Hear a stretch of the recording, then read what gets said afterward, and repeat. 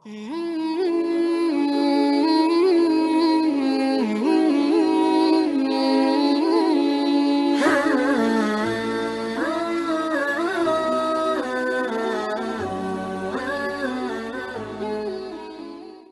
تو وہ اعلیٰ مثال ہے دوستی کی، سب سے بہترین محمد الرسول اللہ صلی اللہ علیہ وسلم اور ان کے سب سے بہترین دوست ابو بکر صدیق کی مثال۔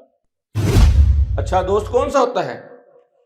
جو جانثار ہو، جو وفادار ہو، جو آپ کے لیے جان تک لڑا دے۔ پہلی چیز دوستی میں ایمان اور تقوی دیکھو، دین دیکھو۔ تو آپ صلی اللہ علیہ وسلم نے اس پر بھی ترغیب کیا دی، کہا جب تم ایسی مجلس کا انتخاب کرو، اگرچہ تمہیں یہی کوئی پارٹی ہی کرنی ہو، کوئی کھانا پینا ہی کھانا ہو، تو کن لوگوں کے ساتھ اٹھنا بیٹھنا ہے؟ لا یأکل طعامک الا بتقی، تمہارے کھانے کھائیں، تمہارے دسترخوان پر لوگ بیٹھیں، کون سے لوگ بیٹھیں؟ جو متقی لوگ ہوں۔ یہ پہلی چیز ہے کہ جس بندے کے ساتھ دوستی بنانی ہے، دین، ایمان اور تقوی کی بنیاد پر دوستی بنانی ہے۔ انسان کی زندگی میں بے شمار ضرورتیں ہیں جن کے بغیر انسان ادھورا ہے، اور جو ہمارا دین ہے، دین اسلام، وہ انسانوں کی تمام ضرورتوں کو پورا کرنے کا بندوبست کرتا ہے۔ وہ انسانوں کی شخصی ضروریات ہوں، ان کی معاشرتی ضروریات ہوں، یعنی اجتماعی ضرورتیں ہوں، ہمارے دین نے اس کے بارے میں تعلیمات دی ہیں، اصول اور ضابطے دیے ہیں۔ تعلقات بھی انسان کی ایک بنیادی ضرورت ہے۔ انسان جب ایک معاشرے میں رہتا ہے، چونکہ انسان وہ بنا ہی معاشرے میں رہنے کے لیے ہے، جنگلوں میں، تنہائی میں، اکیلے رہنا یہ انسان کے بس میں نہیں۔ انسان ایک ایسی ہی مخلوق ہے جو اپنے جیسے دوسرے انسانوں کے ساتھ مل جل کر رہنے سے اچھا محسوس کرتا ہے۔ انسان کی فطرت اور مزاج ہی اللہ رب العالمین نے اس طریقے سے وضع کیا ہے کہ سائنس اس کو سوشل اینیمل کہتی ہے، کہ انسان دوسرے انسانوں کے ساتھ تعلقات بنا کر گھل مل کر رہنے کو پسند کرتے ہیں۔ تنہائی انسان کو مار دیتی ہے، اکیلا پن انسان کو ختم کر دیتا ہے، انسان زندہ نہیں رہ سکتا۔ تو جب یہ تعلقات انسانوں کی ایک بنیادی ضرورت ہیں، تو یقیناً اسلام نے ان تعلقات کے بارے میں بہت بنیادی تعلیمات بھی دی ہیں۔ اب یہ تعلقات کئی نوعیت کے ہیں۔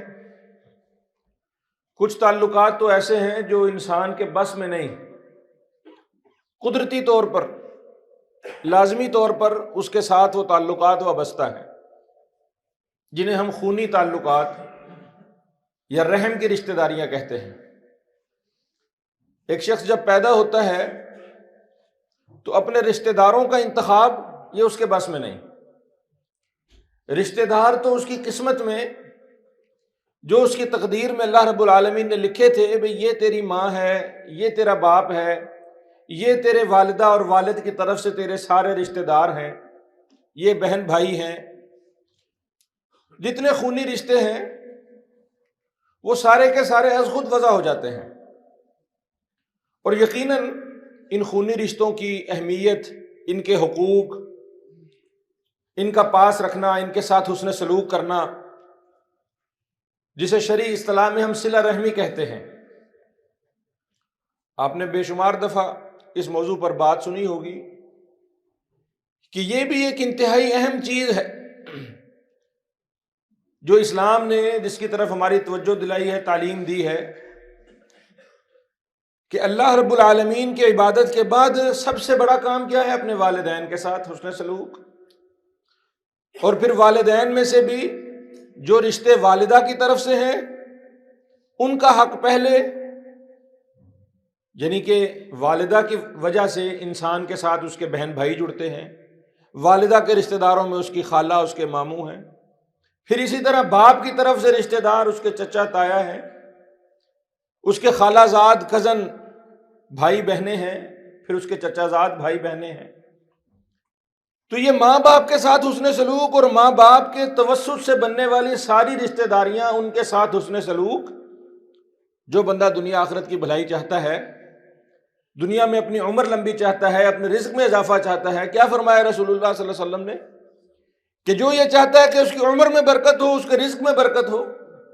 یہ دو ہی بڑی فکریں ہیں نا انسان کو دنیا کے اندر، کہ پیسہ کیسے کماؤں، صحت مند کیسے رہوں، لمبی سے لمبی عمر کیسے پاؤں، اور زیادہ سے زیادہ پیسے کیسے کماؤں۔ تو اس کا ایک نسخہ خاص رسول اللہ صلی اللہ علیہ وسلم نے کیا بتایا کہ جو بندہ اپنے رشتہ داروں کے ساتھ اچھا سلوک کرنے والا ہے، ان کا خیال رکھنے والا ہے، ان کے بارے میں احساس اور پاس کرنے والا ہے، اس کا رزق بھی اور اس کی عمر بھی فراخی والی، برکت والی ہوگی۔ لیکن ان رشتہ داریوں سے ہٹ کر کچھ تعلقات ایسے ہیں جو 100% انسان کا اپنا انتخاب ہوتے ہیں۔ میں چاہوں تو وہ رشتہ رکھوں، چاہوں تو وہ نہ رکھوں۔ اس رشتے کو ہم دوستی کہتے ہیں۔ دوست انسان کے لیے بہت ضروری ہیں، دوستوں کے بغیر انسان کی زندگی ادھوری ہے۔ دکھ درد کے ساتھی، انسان کے غم اور پریشانی میں اس کے مددگار، خوشیوں میں اس کے شریک، اس کے معاون، رفیق، اس کے صدیق اور اس کے خلیل، تنہائیوں میں اس کا ساتھ دینے والے، لوگوں کے سامنے اس کا دفاع کرنے والے، ایسے لوگ انسان کی ضرورت ہے۔ دوستوں کے بغیر آپ تصور کریں کہ ایک ایسا شخص جس کا کوئی دوست نہ ہو، وہ کیسا بیچارہ بد نصیب شخص ہے کہ اس کا کوئی دوست ہی نہیں۔ اسی لیے رسول اللہ صلی اللہ علیہ وسلم نے فرمایا مومن تو ہوتا ہی دوستیاں بنانے والا ہے۔ مومن کی ایک خوبی ہے کہ مومن سراپا الفت اور محبت ہوتا ہے۔ لوگ اس سے محبت کرتے ہیں، وہ لوگوں سے محبت رکھتا ہے۔ لوگوں سے کٹ کر رہنے والا، اکھڑ مزاج، تلخ اور سختی والا رویہ اپنانے والا شخص جس کو کوئی منہ نہ لگائے، وہ معاشرے سے کیسا کٹا ہوا الگ تھلگ شخص ہوگا۔ تو یہ انسان کی جو بنیادی ضرورت ہے، اس کے ساتھ اس کے اچھے دوست ہوں، ہر وقت میں، زندگی کے ہر لمحے میں اس کے ساتھ اس کے کچھ ساتھی ہوں۔ اس ضرورت کے بارے میں رسول اللہ صلی اللہ علیہ وسلم نے اور ہمارے دین نے ہمارے لیے بڑے روشن پہلو اور بڑی واضح ہدایات چھوڑی ہیں۔ دوست کسے بنائیں، خود کیسے اچھے دوست بنیں۔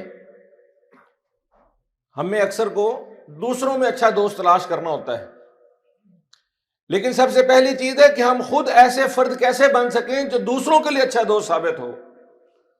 رسول اللہ صلی اللہ علیہ وسلم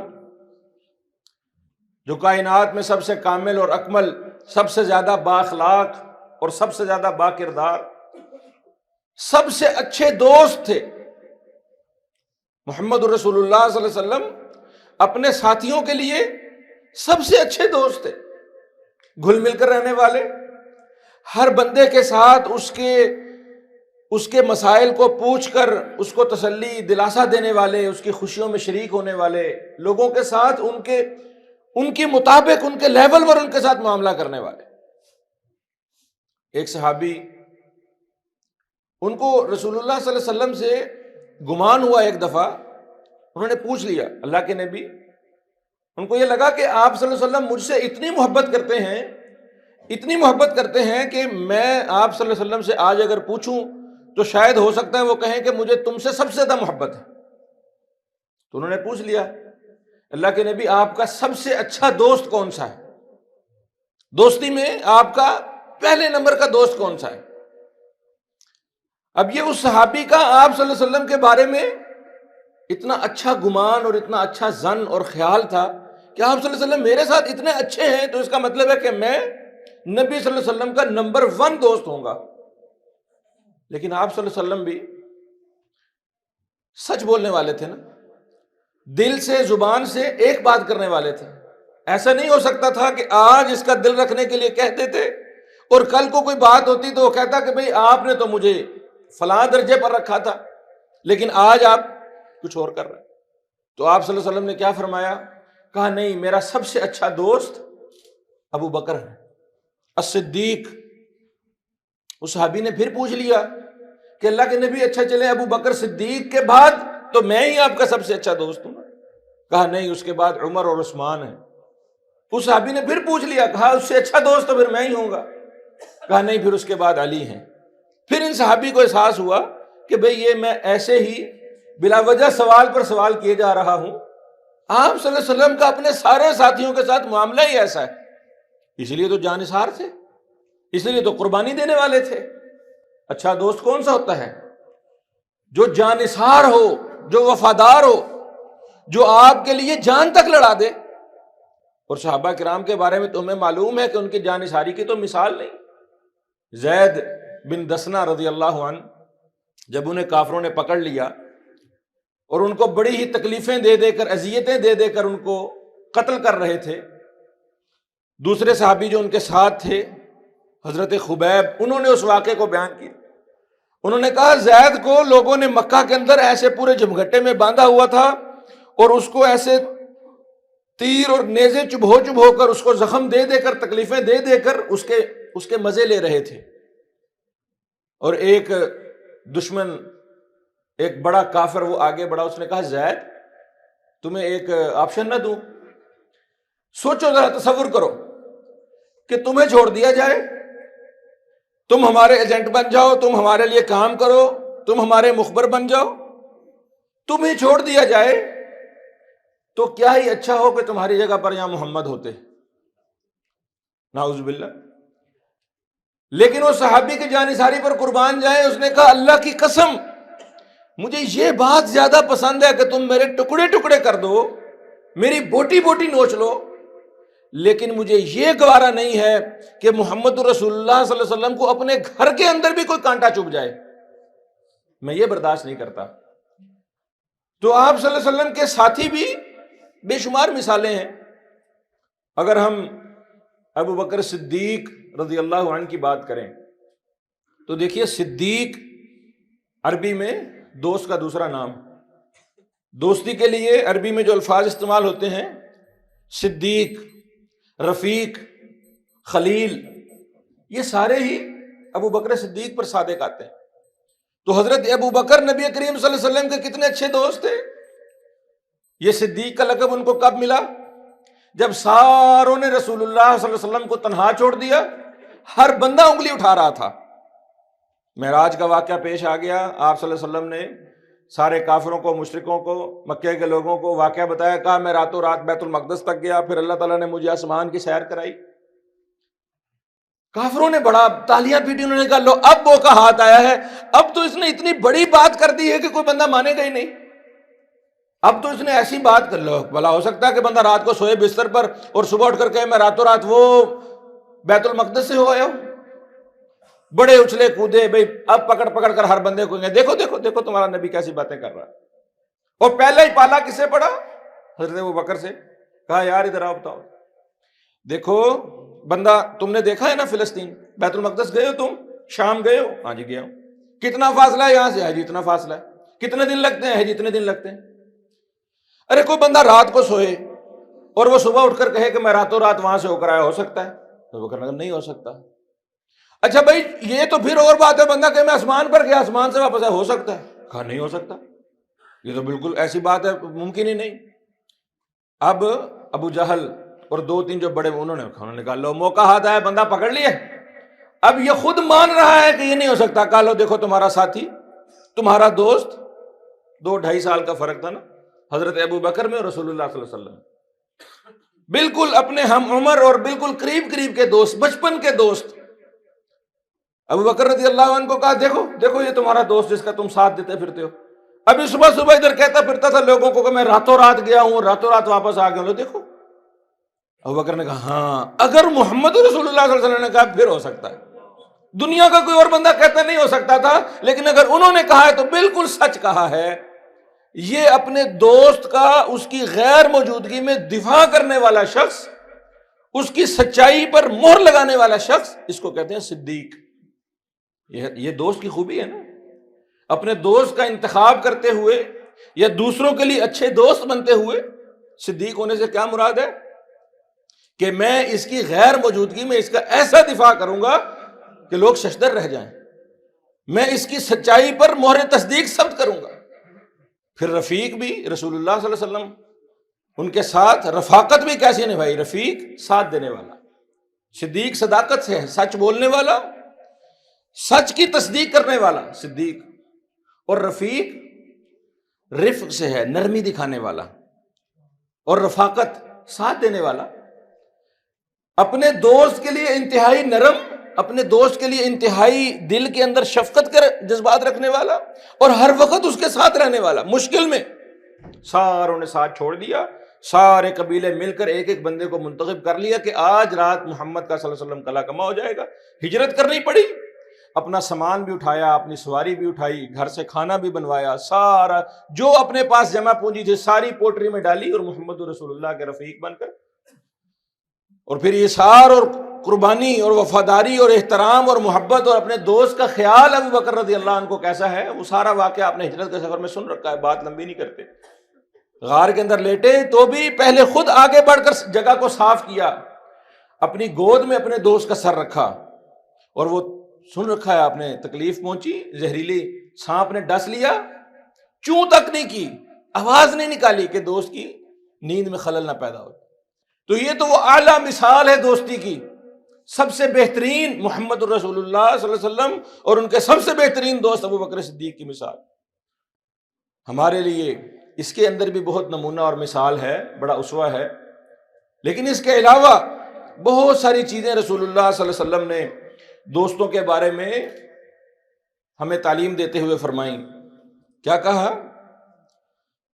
الرجل علی دین خلیلہ، دوستیاں جب بندہ بنائے نا تو یہ بھی دیکھے کہ یہ بندہ اس کا دین کیا ہے، دین سے مراد اس کا مزاج کیا ہے، اس کی سوچ اور فکر کیا ہے، اس کی عادات اور اس کا طریقہ سلیقہ کیا ہے۔ کیوں؟ جیسا دوست ویسا انسان، جس طرح کے دوستوں کے ساتھ میں اٹھوں بیٹھوں گا، جن کے ساتھ میں تعلق رشتہ رکھوں گا، وہی چیزیں وہی میرے اندر بھی آئیں گی۔ فَلْيَنْظُرْ مَنْ يُخَالِلْ، بندے کو چاہیے کہ وہ دوست بناتے ہوئے دوست کی چھان پھٹک کر لے، اس کو چیک کر لے کہ کیا یہ اچھا دوست ہو سکتا ہے، اس سے مجھے خیر پہنچے گی۔ مشہور حدیث ہے، آپ نے سن رکھی ہے، اچھے دوست کی مثال آپ صلی اللہ علیہ وسلم نے دی، کہا اچھا دوست ہے اس کی مثال ہے عطار، کسی خوشبو بیچنے والے کسی، اس کے ساتھ رہو، کوئی فائدہ نہ پہنچائے، کوئی چیز تمہیں نہ دے، کچھ بھی نہ کرے، جتنی دیر اس کے ساتھ رہو گے کم از کم اس کے ہاتھوں سے، اس کے کپڑوں سے، اس کے اٹھنے بیٹھنے کی جگہ سے خوشبو تو آتی رہے گی۔ اور برے دوست کی مثال لوہار کی ہے، دھونکنی دینے والا، بھٹی والا شخص، بھئی وہ تمہیں کوئی بھی تمہارے ساتھ برا سلوک نہ کرے، تمہیں کوئی نقصان نہ پہنچائے، شرارت نہ کرے، لیکن جب تک اس کے ساتھ رہو گے اس کی بھٹی کی گرمی، اس کا دھواں، اس کی کالک تمہیں تکلیف دیتی رہے گی۔ اس لیے دوست بنانا، دوستوں کا انتخاب کرنا، یہ بڑی ہی ذمہ داری کی چیز ہے۔ اور آپ صلی اللہ علیہ وسلم نے کیا فرمایا؟ لا تصاحب الا مؤمنا، دوست بناؤ، ساتھی بناؤ، مومن بندے کو بناؤ۔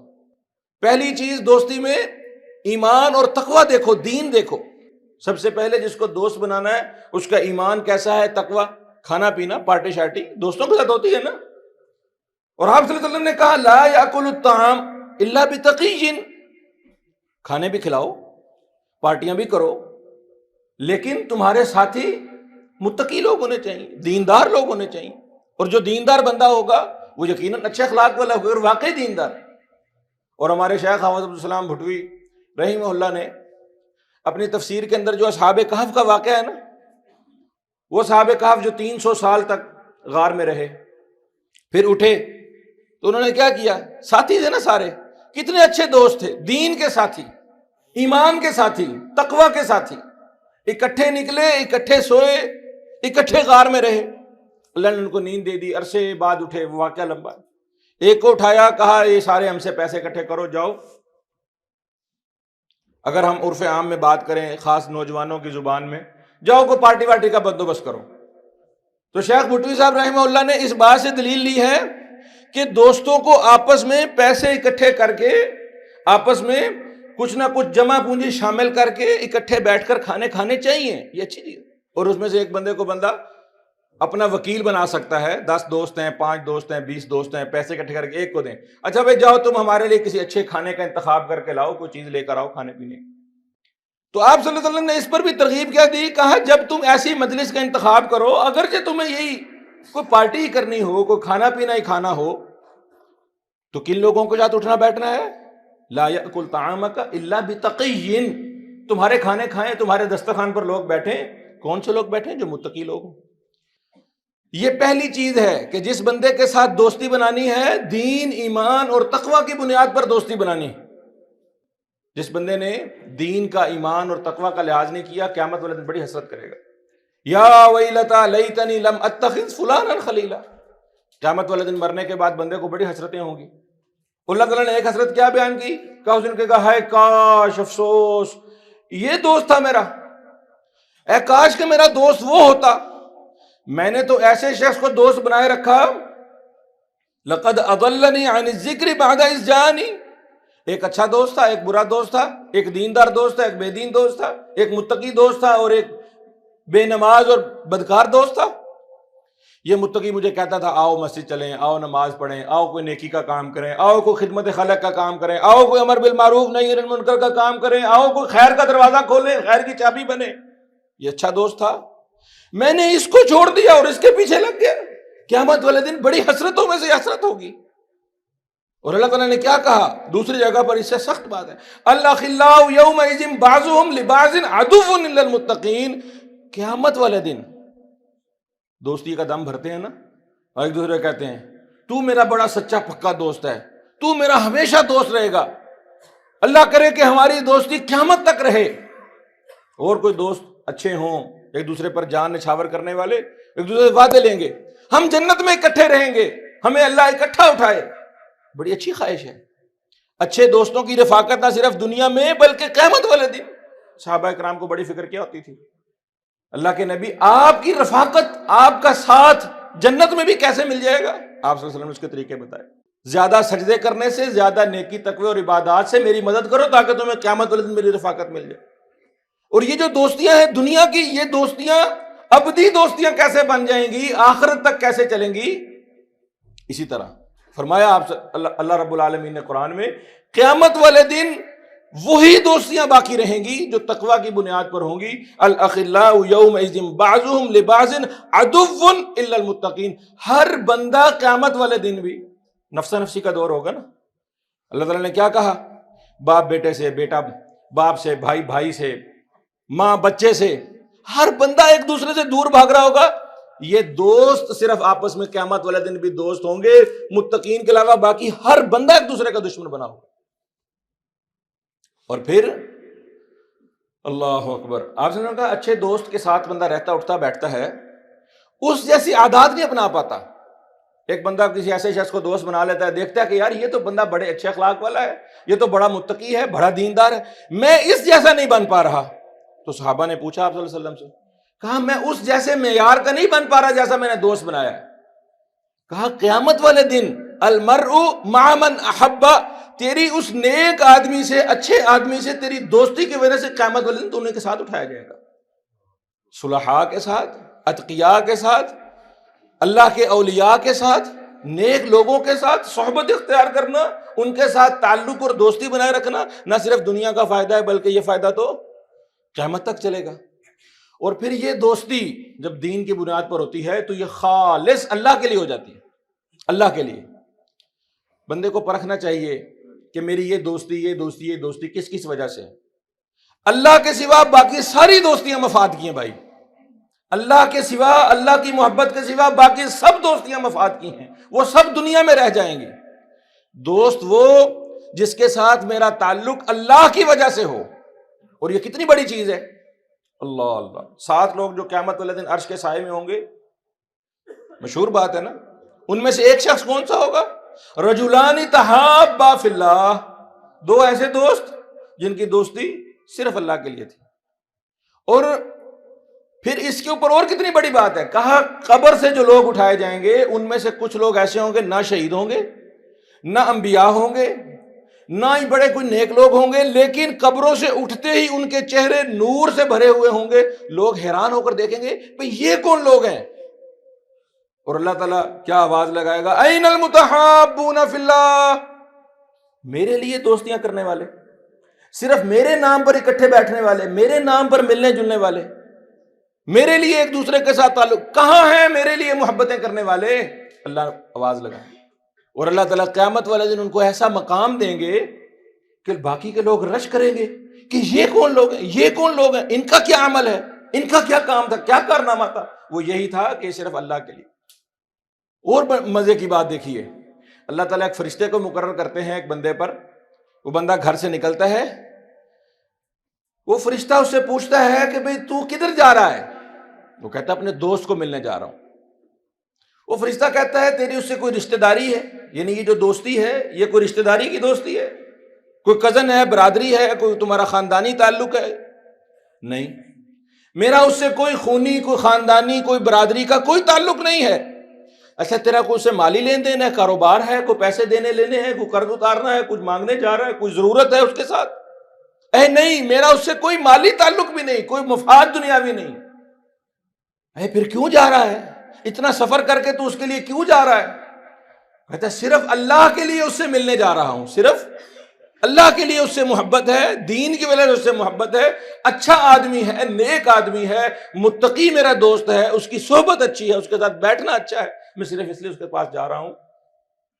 اللہ اکبر۔ جب تک وہ گھر سے نکلتا ہے اور جب تک وہ گھر سے واپس نہیں آتا، فرشتوں کی ایک جماعت اس کے لیے دعا کرتی رہتی ہے۔ یہ ہے میرے بھائی دوسری بات، پہلی تقویٰ کی بنیاد پر، اور محبت جتنی زیادہ ہو وہ اللہ کے لیے۔ اور پھر اسلام نے بنیادی جو حقوق بتائے ہیں نا مسلمان کے مسلمان پر، 6 حق بتائے نا، جب بندہ ملے سلام کرے، جاری بات ہے سلام کرے گا اسی سے سلام کرے گا جس سے اس کا اچھا تعلق ہے، سلام کرے، مسکراہٹ سے ملے، سلام مسکراہٹ کا ہے۔ رسول اللہ صلی اللہ علیہ وسلم اپنے ساتھیوں میں سب سے زیادہ مسکرانے والے تھے، صحابہ کہتے ہیں ہم نے ہمیشہ جب دیکھا آپ صلی اللہ علیہ وسلم کو مسکراہٹ کے ساتھ دیکھا۔ تو مسلمان کے جو مسلمان پر حق ہیں، اگرچہ وہ دوست نہ بھی ہو تو بھی سلام اچھے سے لے، اس کی چھینک کا جواب دے، اس کی دعوت کو قبول کرے، اس کی عیادت کرے، بیمار ہو جائے۔ دیکھو یہ بھی دوستی کا حق ہے بھائی، جب تک صحت مند تھا، جب تک ٹھیک ٹھاک تھا، وہ میرے پاس آ جاتا تھا ملنے، میں اس کے پاس چلا جاتا تھا۔ اچھا دوست کون ہوتا ہے؟ جو بیماری میں بیمار پرسی کرنے آئے۔ اب وہ نہیں آ سکتا میرے پاس، اب میرا کام ہے جاؤں، اب میرا کام ہے اس سے مل کر آؤں، میرا کام ہے اس کی تیمارداری کروں۔ پھر عیادت کے کتنے فضائل ہیں، وہ بات اور طرف لمبی ہو جائے گی، لیکن یہ اچھا دوست ہے، جب وہ بیمار ہو گیا ہے تو اس کی عیادت کے لیے، اب وہ نہیں آ سکتا، میرا کام ہے میں اس کو ملنے جاؤں۔ اور پھر جب فوت ہو گیا، آپ سے فرمایا حق ہے کہ اس کے جنازے میں اس کی مطابقت کرے، اس کے پیچھے جائے، اور پھر اس کے مر جانے کے بعد اس کے لیے دعائے مغفرت کرے۔ یہ ہے اچھے دوست۔ اور میرے بھائیوں، دشمن جو ہے نا، دشمن وہ ایک دفعہ نقصان پہنچائے گا جب اس کو موقع مل گیا، لیکن اگر دوست کے انتخاب میں ہم نے اچھے دوست کا انتخاب نہیں کیا تو وہ کیا ہے؟ ہر وقت، کیوں کہ وہ میری خلوت جلوت کا ساتھی ہے، وہ میرے بہت سارے رازوں سے واقف ہے، وہ کوئی نقصان پہنچانے کا موقع ضائع نہیں جانے دے۔ اللہ اکبر۔ اور پھر رسول اللہ صلی اللہ علیہ وسلم نے کتنی ہی پیاری بات فرمائی، دوستیاں تکلیف دہ ہو جاتی ہیں، بندے کو دکھ پہنچ جاتے ہیں دوستوں سے، انسان ہے، ان سے غلطیاں ہو جاتی ہیں، اونچ نیچ ہو جاتی ہے۔ آپ صلی اللہ علیہ وسلم نے فرمایا اچھا بندہ کون ہے، اچھا دوست کون ہے؟ جو دوستوں کی تکلیفوں پر صبر کرے۔ المؤمن الذی یخالط الناس ویصبر علی اذاہم، مومن ہوگا، اچھا دوست ہوگا، وہ کون ہوگا؟ جو لوگوں کے ساتھ بنا کر رکھنے کی پوری کوشش کرتا ہے، لوگوں سے اس کو دکھ اور تکلیفیں پہنچ جاتی ہیں، ان کی تکلیفوں پر صبر کرتا ہے، یہ اچھا مومن ہے، نہ کہ وہ اچھا مومن ہے جو بات بات پر میری اس سے نہیں بنتی، میری اس سے نہیں بنتی، فلاں کا یہ، فلاں کا یہ، فلاں کا یہ قصور۔ اور ساتھ اللہ کے نبی صلی اللہ علیہ وسلم نے دعا بھی سکھا دی، اللہ دوست وہ ہو جو رازدار ہو، دوست وہ ہو جو وفادار ہو، دوست وہ ہو جو جانثار ہو، دوست وہ جو خوبیاں ہم اس میں چاہتے ہیں۔ اس کی جامع ترین دعا نبی صلی اللہ علیہ وسلم نے کیا سکھائی؟ اللہم انی اعوذ بک من خلیل ماکر، اللہ مکار دوست سے، دو منہ والا دوست، دو رخ والا دوست، عیناہ تریانی وقلبہ یرانی، آنکھیں میرے پہ لگائے رکھتا ہے، وہ دل بھی اس کا ہر وقت میری طرف لگا رہتا ہے، ان را حسنتن دفنا، میری کوئی اچھی بات ہوتی ہے کہتا ہے مٹی پاؤ، میری کوئی خوبی اس کو نظر آتی ہے تو میری خوبی کو دبا دیتا ہے، میری خوبی لوگوں کو نہیں بتاتا، لیکن اگر میری کوئی برائی دیکھ لیتا ہے تو لوگوں کو بتا دیتا، انہیں پتہ نہیں ہوتا، خدا پتہ نہیں تجھے دیکھا نہیں انہوں، یعنی میرے عیب لوگوں میں بتاتا پھرتا ہے اور میری اچھائیاں لوگوں میں۔ اللہ ایسے دوست سے پناہ چاہتا ہوں، اور اچھا دوست جو ہوگا خود بھی اچھا دوست بننے کی کوشش کریں اور دوستوں میں بھی یہ چیز تلاش کریں۔ فرمایا نا المسلم اخو المسلم، مسلمان کا بھائی ہوتا ہے، لا یظلمہ لا یسلمہ لا یخذلہ لا یحقرہ، دوست کو بے عزت نہیں کرتا، دوست پر ظلم نہیں کرتا، دوست کا حق نہیں مارتا، لا تحاسدوا ولا تناجشوا ولا تدابروا ولا تباغضوا، دوست سودا کر لے اس کے سودے پر سودا نہیں کرتا، دوست سے حسد نہیں رکھتا، دوست سے بغض نہیں رکھتا، دوست سے مقابلے بازی نہیں لگاتا۔ یہ رسول اللہ صلی اللہ علیہ وسلم کی تعلیمات ہیں، یہ احادیث ہیں۔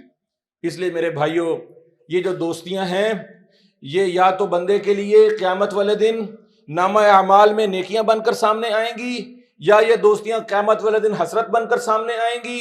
دنیا اور آخرت کی کامیابی انسان کے دوستوں کے انتخاب پر کھڑی ہے۔ ہم میں سے ہر شخص کو چاہیے رسول اللہ صلی اللہ علیہ وسلم کے فرمان کے مطابق کہ وہ اپنے دوستوں پر نظر رکھے، وہ چیک کرے کہ میں نے کیسے لوگوں کو دوست بنایا ہے، کیا یہ دوست میرے لیے دنیا اور آخرت میں فائدے کے ہیں یا دنیا اور آخرت میں حسرت کا سامان بنیں گے۔ والمؤمنون والمؤمنات بعضهم اولیاء بعض، مومن مرد ہوں یا مومن عورتیں ہوں، وہ آپس میں ایک دوسرے کے دوست ہوتے ہیں۔ اس میں ایک اور بات بھی ہے، اشارے کے طور پر کر دیتا ہوں، بات لمبی نہ ہو جائے۔ یہ جو دوست بنانے میں مومن مرد مردوں کے ساتھ، عورتیں عورتوں کے ساتھ آپس میں دوست ہو سکتے ہیں، لیکن یہ جو بوائے فرینڈ گرل فرینڈ والی دوستی ہے نا، یہ تو ایک اور ہی بات ہے، ایک اور ہی بے حیائی اور بد اخلاقی اور بد کرداری کا ایک دروازہ ہے۔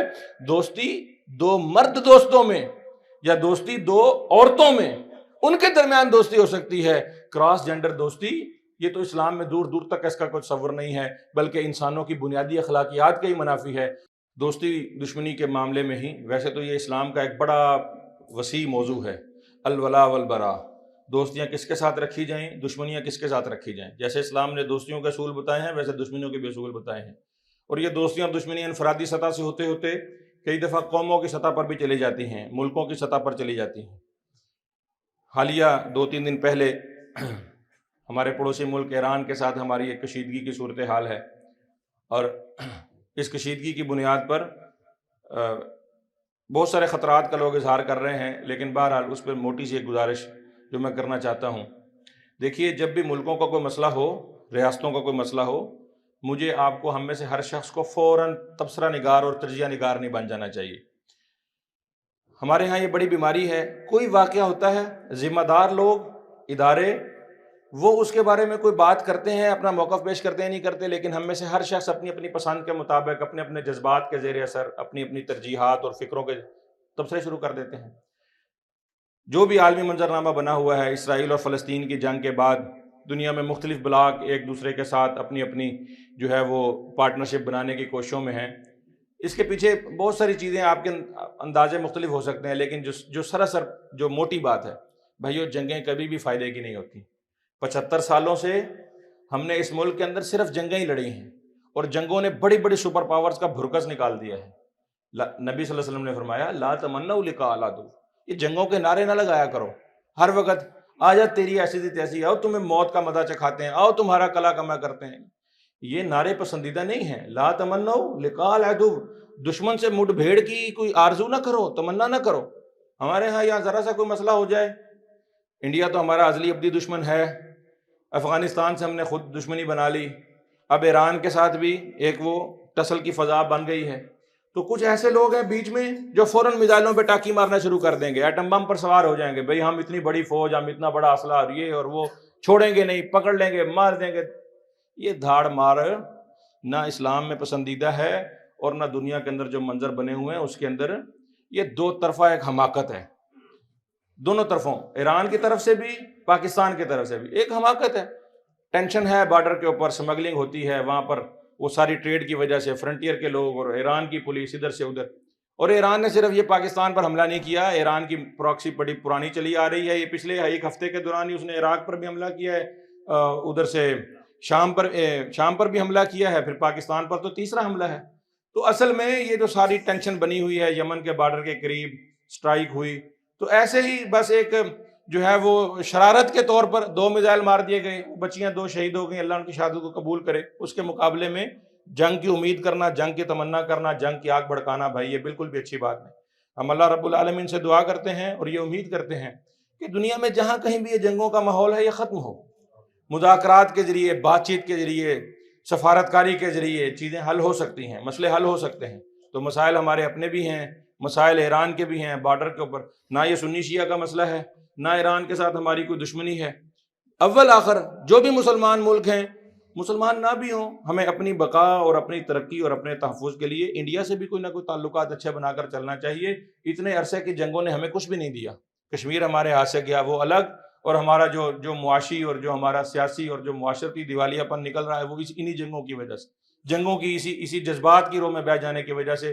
اللہ رب العالمین ہمارے حال پر رحم فرمائے، امن و امان اور ترقی اور فلاح و بہبود کے راستے پر اللہ تعالیٰ اس ملک کو گامزن فرمائے۔